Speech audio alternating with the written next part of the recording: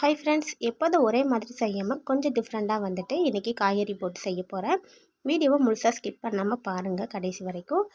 இது பார்க்குறதுக்கு கொஞ்சம் வந்துட்டு கலர்ஃபுல்லாக இல்லாட்டி கூட குழம்பு பார்த்திங்கன்னா ரொம்ப சூப்பராக வேறு லெவலாக இருக்குங்க.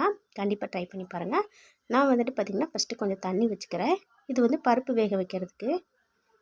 அரசணிக்காய் வந்து எடுத்து கட் பண்ணிக்கிட்டேன். இப்போ பருப்பை வந்து வேக போட்டுடலாம் நம்ம. இதில் வந்து கட் பண்ணி வச்சுருக்க எல்லா காய்கறியுமே பார்த்திங்கன்னா ஒன்று போல் வேகாது. சில காய்கறிகள் வந்து சீக்கிரமாக குழஞ்சி போயிடும். அதனால் ஃபஸ்ட்டு வந்து நான் அரசணிக்காய் சேர்த்துக்கிறேன். அரசணிக்காய் சேர்த்துட்டு அதுக்கப்புறமா கத்திரிக்காய் வந்து சேர்த்துக்கிறேன். இது வந்து கத்திரிக்காய் ஊர்லேருந்து வாங்கிட்டு வந்தது.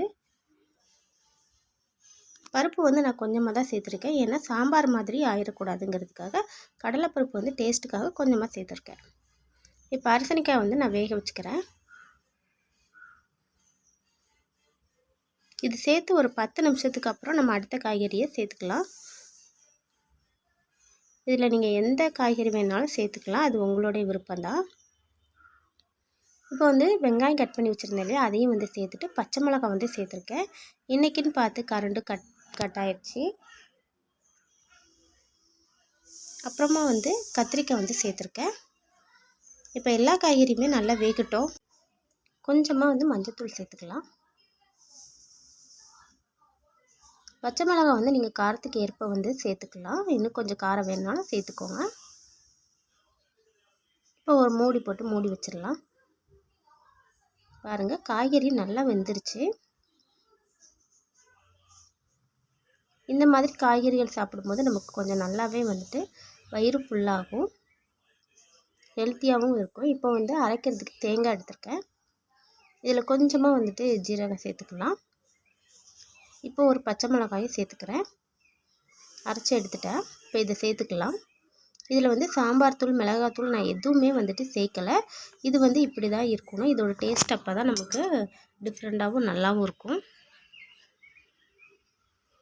இப்போ வந்துட்டு இன்னும் கொஞ்சம் தண்ணி சேர்த்துக்கிறேன், மிக்ஸி கழுவி.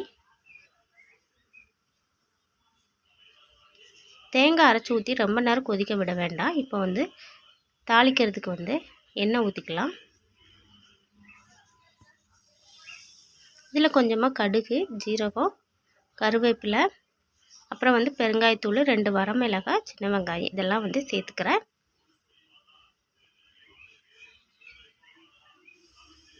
அவ்வளோதான். இப்போ வந்து தாளித்து கொட்டிக்கலாம்.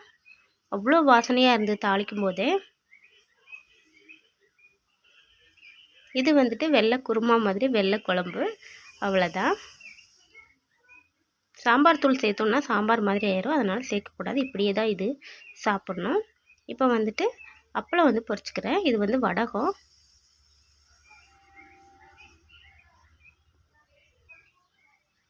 இந்த அப்பளம் பார்த்திங்கன்னா ரொம்பவே டேஸ்ட்டாக இருக்கும். இதுக்கு நீங்கள் ஊறுகாய், முட்டை, அப்புறம் என்ன வேணாலும் வச்சுக்கலாம். ரொம்பவே நல்லாயிருக்கும். இப்போ வாங்க சாப்பிட்லாம்.